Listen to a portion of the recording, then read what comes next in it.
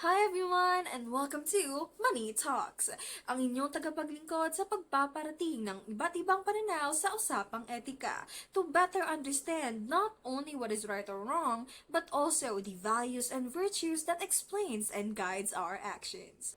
Before we dive in, allow us to introduce ourselves. I'm Louise. I'm Joshua Empanuela. And I'm Jilliana, at kami ang inyong munting hosts for today's episode. We at Money Talks are truly excited to have you join us along with several guest speakers who we will be introducing later for today's discussion. So, without further ado, ano nga ba ang topic natin for today? In today's episode, we'll be discussing the controversy surrounding Peanut Gallery Media Network, or PGMN, and examining it through the lens of virtue ethics. What virtues should media practitioners uphold when informing the public? And as consumers of news and social media content, how can we become more critical, responsible, and thoughtful when faced with conflicting claims online? So today, sit back, relax, and join us as we unpack the importance of virtue ethics in today's digital world. To begin today's episode, let's start with the first question, no?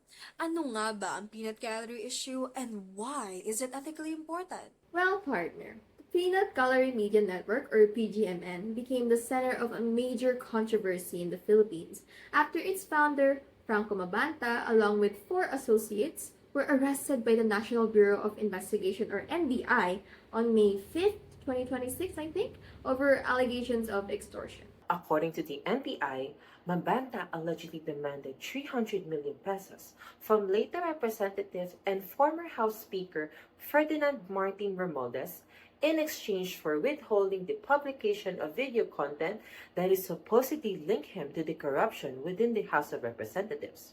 Authorities then conducted an entrapment operation where Mabanta and his associates were arrested after allegedly receiving the first installments of the demanded amount, amounting to a staggering 75 million pesos. However, the controversy didn't end with the arrests. Mabanta denied the allegations and insisted that he and his colleagues were innocent. He argued that the operation was a setup and claimed that the case was an attack on press freedom rather than a legitimate criminal investigation. On the other hand, several media experts and government officials argued that the issue was not about freedom of expression or investigative journalism, but rather about the alleged misuse of media influence to obtain money through intimidation or coercion. This distinction is of course important because while journalism is protected by press freedom, using media platforms for politically biased content and personal or financial gain raises a completely different set of ethical and legal concerns. As a result, the Peanut Gallery issue sparked nationwide discussions about the ethical responsibilities of media practitioners.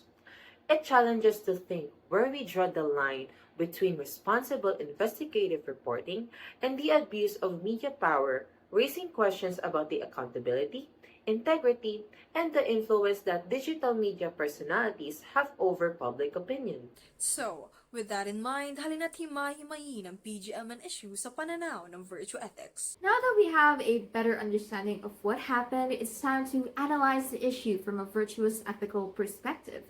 In this segment, we have a special guest joining us to help unpack Aristotle's virtue ethics and how it applies to this case. So, without further ado, Anyala, say hi to our listeners. Good day everyone, I'm Inyala Andrea T. Serrano, and today I'll be discussing how Aristotle's virtue ethics can help us better understand the ethical takes on the PGMN issue. Hi, welcome. So, we're grateful to have you with us today. Now, when controversies like the PGMN issue arise, many people immediately ask who's right or who's wrong. Pero, di ba Aristotle's virtue of ethics is far more complex than an absolute view of black and white, right? Ayan. And because of that, such a moral dilemma evokes a particular question. How does virtue ethics help us analyze the PGMN issue beyond simply asking who is right or wrong? What do you have to say about it? Thank you for that question. So, to understand the PGMN issue through virtue ethics, we first need to know what virtue ethics is. So, unlike other ethical theories that focus only whether an action is right or wrong, o kaya on the significance of the value of the consequences, Aristotle's virtue ethics focuses on a person's character and moral qualities. So, for example, instead of asking, did this person do the right thing? It asks, how does their virtues influence their actions and what virtues should guide them going forward? Sabi nga ni Aristotle, the goal of life is to develop good character and achieve eudaimonia, or what we refer to as human flourishing, living a fulfilled, meaningful, and morally good life. Ay, we, sabi niya yun? Yes, binulong niya sa akin. Char. Anyway, we achieve eudaimonia by practicing virtues like honesty, courage, integrity, and responsibility hanggang sa maging human nature na natin sila through habituation. So, basically, we attain this through living a virtuous life. Okay. Pero how do we say na we're living a virtuous life? May rules ba to, or is there a scale to virtue? Well, in history, Aristotle introduced the idea of the golden mean, in which virtue is said to be the balance between two extremes. So, ito yung kung may like, may sumusobra or may kulang ba sa isang bagay. For example, honesty is the balance between deception and reckless disclosure. So, to be honest, kailangan naman talaga natin mag-verify ng facts, di ba? And kailangan natin mag-present ng truthful information with proper context. And ilahad ito in a way na it informs the public without misleading or causing unnecessary harm. That really changes how we think about honesty, no? It's not enough for media practitioners to simply claim they're exposing the truth. They also have the responsibility to verify their information, provide proper context, and ensure that what they publish genuinely serves the public interest. May tama ka dyan, partner. And because of that, we invited yet another guest speaker to share their thoughts on the matter. So, without further ado, please say hi to our listeners, Miss Rain. Hello, my name is Rain Sagun and I'm studying at Far Eastern University, currently 19 years old, and thank you for having me for today. It's nice to have you here again, Miss Rain. Your presence is always valued here talaga, no? But rather than just chit-chatting like last time, let's get straight to the point. What values should media practitioners be guided by? Yes, narito naman ako to share my wisdom. So, ito nga ang baon ko for today. According to the Society of Professional Journalists, media practitioners are guided by core ethical principle na nag-help ma-preserve ang public trust at ma-ensure ang responsible journalism. Nag-include doon ng virtues katulad ng accuracy, responsibility, independence, accountability, and transparency. So, among all these virtues, transparency, accuracy, responsibility, accountability, and independence, which among them is the most important for media practitioners? While for our essential, if we had to choose, it will be responsibility, as it serves the foundation that brings the virtues together. Media practitioners, they have the power to shape public opinion, influence decisions, and even affect people's lives. And with that kind of influence, it comes with responsibility to use their platform ethically and in the public's best interest. So if someone is truly responsible, the other virtues naturally follow. They strive for accuracy by fact-checking information before publishing it. They practice transparency by being honest about their sources and distinguishing facts from opinions. They also maintain independence, ensuring that personal interests, money, or political pressure don't compromise the truth. Exactly. That is what makes responsibility the foundation of ethical content creation, no? It's not just about following ethical guidelines or rules, but it's also about responsibly following virtues that makes us consistently choose to uphold truth. Now that we've discussed the virtues that should guide media practitioners, let's turn our attention to a comment submitted by one of our listeners. O, tingnan natin to. Paano naman tayo as students and everyday consumers of content?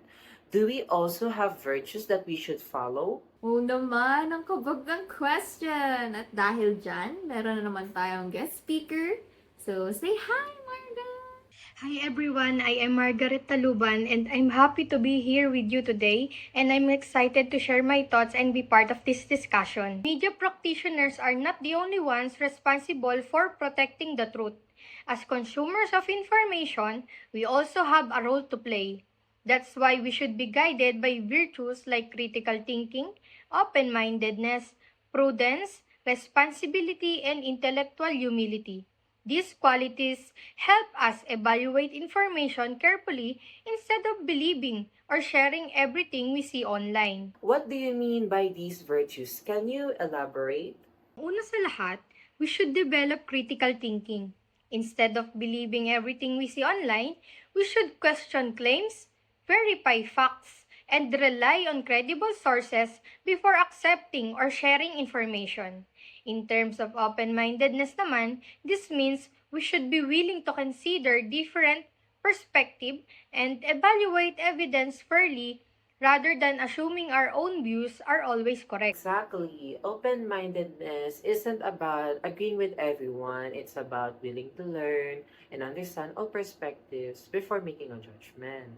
That's a great point, no? Moreover, we must also practice responsibility. Meaning, hindi lang sapat na mambabasa or taga-react lang tayo. Rather, we should use social media wisely by sharing verified content, speaking up against unethical practices, and helping prevent the spread of misinformation. You know, those are all great virtues to practice. Pero if we're being honest, social media isn't exactly designed to encourage them.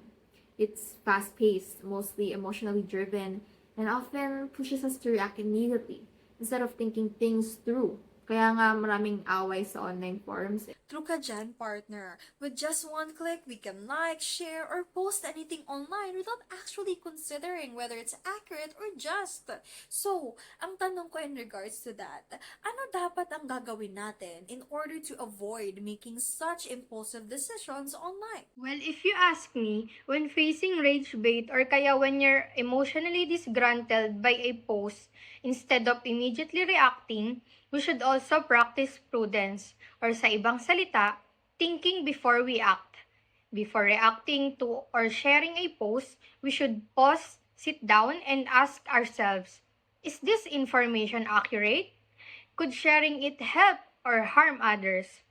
Would it be just to react violently to this? Wow, kabog talaga. Tama ka dyan, no?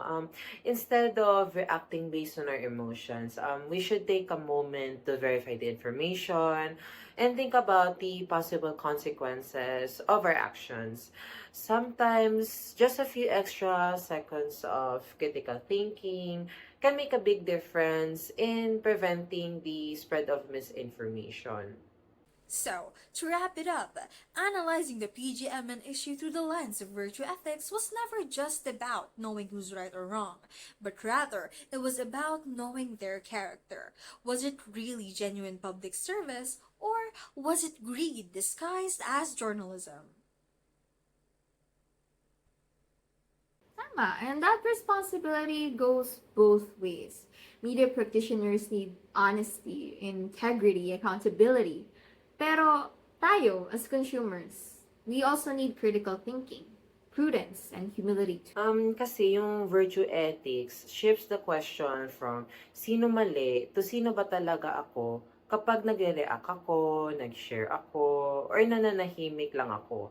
That's the real test. So, the next time that conflicting claims pop up on your screen, we at Money Talks encourage you to pause, sit down, and ask yourself, dapat ba ako basta-bastang maniwala at dapat ko ba itong tularan? Yes, so maraming salamat sa ating mga guest speakers, so Nyala, Kirin, and also Marga for sharing their wisdom today. To our listeners, salamat sa pakikinig sa Money Talks. Patuloy tayong magsikap at mamuhay ng may bertud. Paalam!